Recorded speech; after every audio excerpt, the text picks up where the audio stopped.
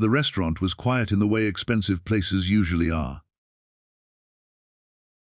Not silent, but controlled. Soft music played in the background. Cutlery clinked gently against porcelain plates. Every movement felt measured, practiced, intentional. A man stepped inside. He didn't look lost. He didn't look impressed. He didn't look like he was trying to belong. He wore simple clothes. No visible designer labels, no flashy watch, no entourage behind him. Just a calm walk, steady posture, and eyes that slowly scanned the room. Most people didn't notice him at first.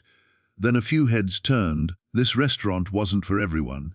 It was known for its standards, reservations booked weeks in advance. A place where people came to be seen, not just served. Appearances mattered here. The man was guided to a table near the center of the room. He sat down without hesitation, placing his hands calmly on the table. No phone, no menu yet, just presence. A woman noticed. She stood near the entrance, clipboard in hand, sharp posture, confident expression. She had managed this floor for years. She could tell within seconds who belonged and who didn't. Her eyes narrowed slightly. She watched him for a moment, the way he sat, the way he waited, the way he didn't look around nervously like first-timers usually did. Something about it irritated her. She walked toward his table, heels clicking softly against the polished floor. Nearby diners glanced up, sensing movement. The man looked up at her, calm and neutral. "Sir," she said, her tone firm but polite on the surface, "this area is reserved." He didn't argue, he didn't react, he simply listened. She continued, lowering her voice just enough to sound professional, but loud enough for nearby tables to hear. "We maintain a certain standard here. I'll need to ask you to leave." The words landed heavier than intended. A pause followed. A fork stopped mid-air. A conversation nearby faded out. Someone shifted uncomfortably in their seat. The man remained seated. He didn't defend himself. He didn't explain who he was. He didn't even ask a question. He looked at her calmly, almost curiously, as if he were observing the moment rather than experiencing it. The woman straightened her shoulders, mistaking silence for compliance. "I'll give you a moment," she said, gesturing subtly toward the exit. The room held its breath. No one knew it yet, but in a matter of minutes, everything in this restaurant was about to change. The restaurant had a reputation that extended far beyond its walls. It wasn't just a place to eat, it was a symbol. People didn't come here hungry. They came dressed, prepared and aware of the unspoken rules that governed every table and every glance. The lighting was warm but calculated, designed to flatter faces and soften expensive fabrics. The air carried the scent of carefully plated dishes and quiet confidence. Every detail had been chosen to signal status. The staff moved with precision. No rush steps, no unnecessary words. Each server knew exactly where to stand, when to speak, and how to read a guest before the guest ever spoke. Mistakes were rare, not because people were perfect, but because perfection was expected. The guests mirrored that expectation. Tailored suits, elegant dresses, subtle jewelry that whispered wealth instead of shouting it. Phones were placed screen down on tables, not out of politeness, but because attention itself was a luxury here. This was not a place for questions. This was a place for assumptions. If someone belonged, it showed. If they didn't, it showed faster. The woman overseeing the floor had built her authority in this environment. Years of enforcing standards had sharpened her instincts. She could spot hesitation, discomfort, and unfamiliarity instantly. Those cues had become her guide, her proof, and in her experience they had rarely failed her. The man at the table didn't fit the picture she was used to approving. Not because he looked nervous, not because he looked out of place, but because he didn't perform. He didn't scan the room in awe. He didn't straighten himself when servers passed. He didn't try to blend in. He simply sat there, as if the space owed him nothing, and as if he owed the space nothing in return. That unsettled her more than someone clearly lost ever could.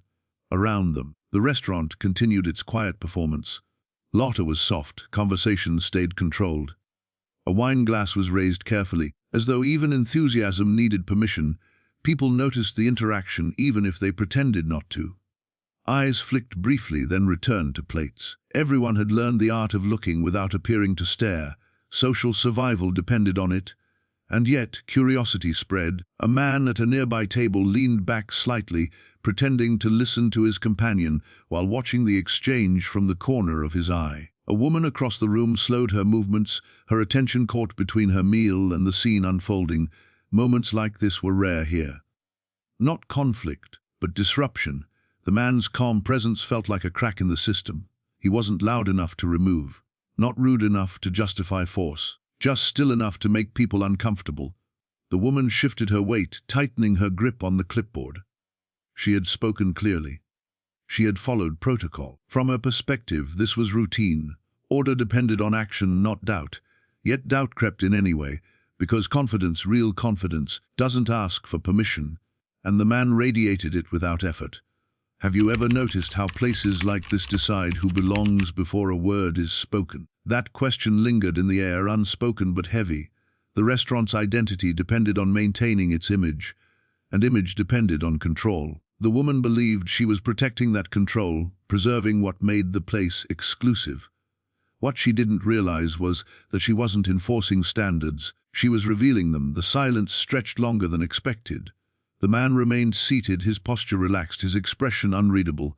No irritation, no urgency, just patience, and patience in a room built on ego and expectation was unsettling, because patience suggests certainty, and certainty, when it goes unchallenged, has a way of turning everything upside down. The woman took another step closer to the table, her expression tightening just enough to signal that the situation was no longer optional. Her voice remained controlled, trained to sound professional even when authority was being exercised. This wasn't confrontation in her mind, it was correction. "Sir," she said again, more firmly this time, "I need you to stand up." The request wasn't loud, but it carried weight. Nearby tables fell quieter. A few diners paused mid-bite, sensing the shift in tone. The staff at the edges of the room slowed, pretending to adjust settings or straighten menus while listening closely. The man looked up at her calmly, not defiantly, not confused, just attentive. He didn't move. That was when irritation slipped into her voice, thin but sharp. "This section is reserved for our guests," she continued. "If you don't have a reservation, you'll need to leave." She gestured lightly toward the exit, her movement smooth, practiced. It was the same motion she had used countless times before, a silent signal that the conversation was over. But the conversation didn't end. The man remained seated, his hands resting loosely on the table. He didn't challenge her words. He didn't correct her assumption. His stillness became the loudest thing in the room. She felt it. The woman straightened her shoulders, mistaking the silence for resistance. In her experience, people who belonged responded immediately. They protested, they explained, they produced proof. This man did none of that. Her patience thinned. "We run a very specific environment here," she said, her voice now unmistakably audible to those nearby. "And we don't allow disruptions." The word hung there, disruption, a subtle accusation wrapped in professionalism. A man at the next table shifted uncomfortably. Someone across the room glanced up, then quickly looked away. No one intervened. No one wanted to be involved. This wasn't their problem. That's how these moments usually unfolded. The woman felt the familiar satisfaction of control returning. She had given clear instructions. She had followed procedure. If he didn't comply now, the next step would be escalation, and that would justify everything. Still, he didn't move. His expression remained calm, almost reflective. It wasn't arrogance. It wasn't defiance. It was something harder to name, composure. The woman misread it. To her, calm meant stubbornness. Silence meant disrespect. And disrespect, in a place built on hierarchy, couldn't be tolerated. "I'm asking you one last time," she said, her tone firm and final. "Please leave." The room seemed to hold its breath. Cutlery rested against plates. A server froze mid-step. The background music felt suddenly louder. The man looked at her for a moment longer. His gaze was steady, not confrontational. He nodded once, not in agreement, but in acknowledgement. That small movement unsettled her more than outright refusal would have. She took a step back, already preparing to call for assistance. In her mind, the situation was clear. A rule had been broken. Authority had been challenged. Action was required. What she didn't realize was that she had just crossed the line between enforcing standards and exposing bias. She wasn't responding to behavior. She was reacting to appearance, and the room, whether consciously or not, had begun to sense it.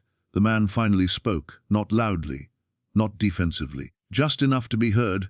"I'll wait," he said calmly. 2 words, no explanation, no argument. The woman blinked, momentarily thrown off balance. That wasn't the response she expected. There was no tension in his voice, no urgency, just certainty. And certainty, when it doesn't match the assumptions of the room, has a way of making everyone uneasy. Around them, people shifted in their seats. A few guests exchanged quick glances. Something about this wasn't adding up. The woman hesitated. For the first time since approaching the table, she wasn't sure what came next, and that hesitation, small, brief, almost invisible, was the first crack in her authority. Because power depends on confidence, and in that moment hers wavered. The woman stood there for a moment longer than she intended to. Her hand tightened around the clipboard, her fingers pressing into the edge, as if grounding herself. She had expected compliance, maybe irritation, even embarrassment. What she hadn't expected was composure. The man remained seated, his posture unchanged. He didn't shift in his chair. He didn't glance toward the exit. He didn't look around for support. He sat as though time belonged to him, not the other way around. That stillness unsettled the room. People are used to reactions, raised voices, defensive explanations, apologies, resistance. Silence like this was different. It carried weight. It suggested that the moment wasn't spiraling out of control, but unfolding exactly as it was meant to. A server nearby slowed her pace, pretending to straighten a table while watching carefully. Another staff member paused near the bar, eyes flicking back and forth, unsure whether to step in or stay away. The air felt thicker, charged with something no one could quite name. The man's face revealed nothing. No frustration, no impatience, just a calm, observant presence. His eyes met the woman's briefly, then returned to the table in front of him, as if acknowledging her authority without submitting to it. That subtle distinction mattered. He wasn't challenging her. He wasn't dismissing her. He was allowing her to exist in the moment without reacting to it, and that made her uneasy. In places like this, authority depends on momentum. Orders are given, and responses follow. When that rhythm breaks, uncertainty creeps in. The woman felt it now, the faint but undeniable sensation that she had stepped into something she didn't fully understand.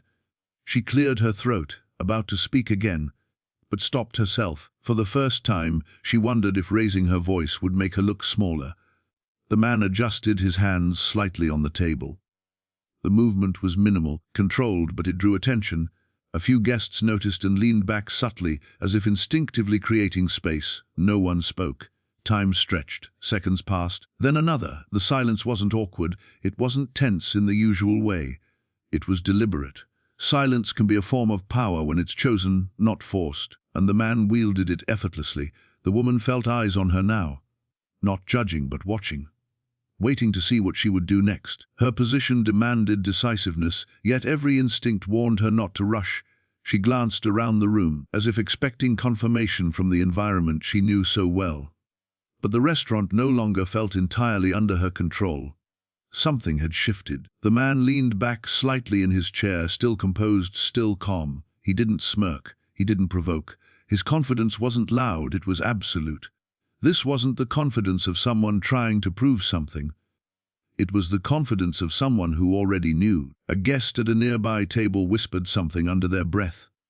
Another turned their head just enough to get a better look at him. Recognition hadn't arrived yet, but curiosity had, and curiosity is dangerous in places built on assumptions. The woman finally stepped back half a pace, a movement so subtle most wouldn't notice, but she felt it. It was the first concession she'd made, not outwardly, internally. She had assumed authority meant control. But control, she was realizing, isn't always loud. Sometimes it's still, sometimes it waits. The man remained silent, unbothered by the attention now quietly gathering around him. He didn't rush the moment. He allowed it to breathe, to grow uncomfortable for everyone else, and in doing so, he revealed something important. True power doesn't demand space, it creates it. The room had adjusted itself around him without him asking, and that realization unsettled her more than any argument ever could, because now she wasn't sure who was actually in charge. The shift in the room became impossible to ignore. What had started as a quiet correction now felt like a pause in time. Conversations that once flowed effortlessly had slowed to murmurs. Laughter softened, then faded. The restaurant, usually so controlled, felt suspended between two breaths. People were watching now, not openly, but carefully. A man at a nearby table leaned back in his chair, pretending to listen to his companion while his attention stayed fixed on the scene. A woman across the room adjusted her napkin, her eyes lifting just long enough to take in the man's face before looking away again. No one wanted to stare, yet no one could fully look away. The staff felt it too. A server approaching the table hesitated, then redirected herself at the last second. Another staff member near the bar whispered something to a colleague, both of them glancing toward the center of the room, before quickly returning to their tasks. The woman with the clipboard noticed. She felt the pressure building, not from the man, but from the room itself. Attention was a currency here, and right now, too much of it was gathering in one place. She shifted her stance, forcing her shoulders back. Authority required confidence, and confidence required action. Doing nothing was beginning to look like weakness, yet acting felt risky. The man remained composed, his presence steady and unchanging. He wasn't performing for the room. He wasn't feeding off the attention. He sat as though none of this concerned him, as though the eyes watching were irrelevant. That calm unsettled people, because calm like that suggests certainty, and certainty invites questions. A whisper rippled from one table to another. No clear words, just fragments, a name almost spoken. A half-formed thought quickly swallowed. Someone recognized him, not fully, not confidently, but enough to hesitate. The woman sensed it before she understood it. A subtle shift in energy, like a breeze before a storm. She scanned the room briefly, trying to regain control, but the usual cues weren't working. The staff's confidence wavered. A junior server leaned closer to a senior one, murmuring quietly. The senior server's expression changed almost imperceptibly as she took a longer look at the man at the table. She frowned. Then she looked again. Her face tightened, not in annoyance but in concentration. The woman with the clipboard noticed that too. "What is it?" she asked quietly, keeping her voice low. "Professional," the server hesitated. "Her looks familiar," she said carefully. That word landed heavily. Familiar. The woman dismissed it with a small shake of her head. Plenty of people looked familiar. This place attracted a certain type. That didn't mean anything. But doubt had already slipped in. The room felt closer now, smaller. The weight of attention pressed in from all sides. A few guests had stopped pretending not to watch.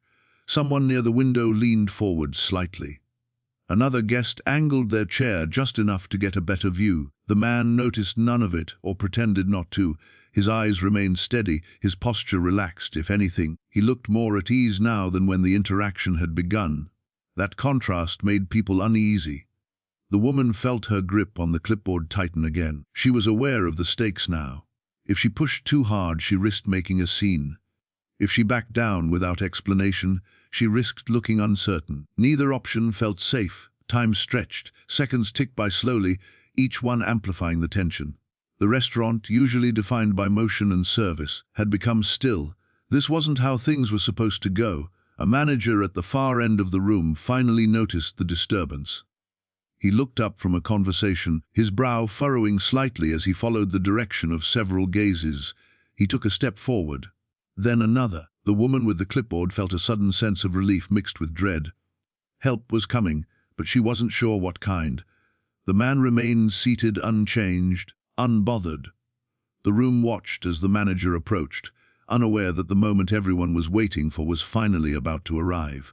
The manager slowed his pace as he moved closer, his expression shifting from mild annoyance to focus. At first, he assumed it was a routine issue, an unhappy guest, a seating problem, something that required a quick fix. Situations like this were part of the job. Then he saw the man. His steps faltered, almost imperceptibly, but enough. He looked again, not at the table, not at the woman standing rigidly beside it, at the man seated calmly in the chair. The color drained slightly from his face. He straightened his jacket instinctively, his posture changing in a way that only those trained in hierarchy recognize. This wasn't irritation anymore. This was recognition. The woman noticed immediately. "Sir," she said quietly, turning toward him, "this guest is refusing to." The manager raised a hand, not sharply, not dramatically, just enough to stop her. His eyes never left the man. A silence fell over the room, deeper than before. Conversation stopped completely now. Even the background music felt too loud, too intrusive. The manager stepped closer to the table, his voice lowering, his tone transforming. "Good evening, sir," he said carefully. The man looked up, their eyes met. A flicker of confirmation passed between them. Yes, the man replied calmly. That single word was enough. The manager swallowed, then nodded with unmistakable respect. Mrs. Seagal, I didn't realize you were dining with us tonight. The name landed like a dropped glass. Steven Seagal. A ripple moved through the room, not loud, but unmistakable. Heads turned openly now. Whispers no longer bothered to hide. Recognition spread fast, jumping from table to table like electricity. The woman froze, her mouth opened slightly, then closed again. The clipboard felt suddenly heavy in her hands. She looked from the manager to the man at the table, her confidence draining in real time. Steven Seagal remained calm, no smile, no satisfaction, no reaction at all, just presence. The manager turned sharply toward the woman, his voice still controlled but unmistakably firm. Why was Mr. Seagal asked to leave? The question wasn't accusatory. It was worse. It was disappointed. The woman struggled for words. I thought he didn't have a reservation, she said, her voice faltering. The manager nodded slowly once. He doesn't need one. The implication hung in the air. The room absorbed it fully now. The tension that had built up didn't explode. It collapsed. People leaned back in their chairs, exhaling as though they'd been holding their breath the entire time. Steven Seagal finally spoke again. You run a nice place, he said evenly. But appearances can be misleading. No anger, no lecture, just a statement. The woman felt her face flush. Every assumption she'd made replayed in her mind at once. The confidence, the authority, the certainty she'd relied on, all of it unraveled in seconds. The manager turned back to Steven. I sincerely apologize, sir. This will be addressed immediately. Steven Seagal nodded once. That won't be necessary, he said calmly. Just make sure it doesn't happen again. The restraint in his voice carried more weight than any outburst could have. Around the room, guests exchanged looks. Some felt embarrassed, others felt impressed. A few felt uncomfortably exposed, forced to confront how easily they'd accepted the situation without questioning it. What would you do if you realized you had just kicked out someone with real power? Without knowing it, the woman stood there, silent now, her authority completely stripped away, not by shouting, not by force, but by the quiet reveal of truth. Steven Seagal rose from his chair slowly, deliberately. The room watched him with a different kind of attention now. Respect had replaced judgment. As he followed the manager toward a different table, the woman remained where she was, staring at the space he'd occupied just moments before. The restaurant returned to motion, but nothing felt the same, because everyone in that room had just learned the same lesson at once. Power doesn't announce itself. It waits. The woman remained frozen in place long after Steven Seagal had walked away. The air around her felt heavier than before, charged with the realization of what had just happened. She had followed what she thought were the rules, enforced standards she believed in, and yet, in an instant, everything had shifted. Her confidence had evaporated, not because of confrontation, not because of anger, but because she had misjudged someone's presence. She glanced around the room. Guests were quietly observing, some whispering to one another, others simply watching the aftermath unfold. The staff, who had been so confident just moments ago, now moved with subtle hesitation, checking tables twice and avoiding eye contact. The weight of awareness had settled across the restaurant like a quiet fog. The manager approached her gently, his voice measured but firm. "We'll address this," he said. "Take a moment." There was no need to elaborate, she understood. This wasn't a reprimand, but a lesson in humility, one she would not forget. She took a deep breath and let her shoulders drop. The clipboard in her hands suddenly felt less like a tool of authority and more like a reminder of the assumptions she had relied on. The room itself seemed to relax slightly, but the impression remained. Nothing would be quite the same. Steven Seagal had left the table, but his presence lingered. He hadn't raised his voice. He hadn't demanded respect. He had simply existed in a calm, composed way that reshaped the perception of everyone in the room. That quiet authority was far more impactful than any confrontation could have been. The woman realized something fundamental in that moment. Respect isn't given based on assumptions, appearances, or position. It comes from acknowledgement, patience, and the recognition of presence. She had judged too quickly. She had acted too soon, and the room had silently corrected her. Guests resumed their meals, but the atmosphere was different. Conversations were quieter, movements more deliberate. Even the background music seemed less intrusive, as if the space itself was acknowledging the shift. The lesson had been absorbed, not loudly but thoroughly. Steven Seagal returned to his meal elsewhere, composed as ever, interacting politely but without fanfare. His actions were subtle, yet they carried a powerful message. Authority and influence do not need to shout to be felt. They are measured in restraint, awareness, and presence. The woman watched him from across the room, reflecting on how quickly assumptions can mislead. She understood now that judgment is the easiest mistake to make and the hardest to undo. She vowed to carry that awareness forward, letting observation and patience guide her actions rather than habit and bias. Have you ever made a judgment based on appearance, only to realize you were completely wrong? It was a quiet revelation, but a lasting one. The impact of that moment would not fade quickly, for her, for the staff, or for the guests who had witnessed it. Sometimes the strongest lessons come in silence, without drama or spectacle. By the end of the evening, the restaurant had returned to its normal rhythm. Plates were cleared, glasses polished, and staff resumed their duties. Yet the memory of the calm authority, the unshakable presence of someone who didn't need to prove himself, lingered in every corner. It had shifted the energy, subtly, irrevocably. The woman tucked away the clipboard, a small but constant reminder of humility and respect. She understood now that power isn't defined by loud voices or immediate compliance. True power is quiet. True respect is earned in patience and observation. And in that realization, the room, the staff, and she herself were changed forever.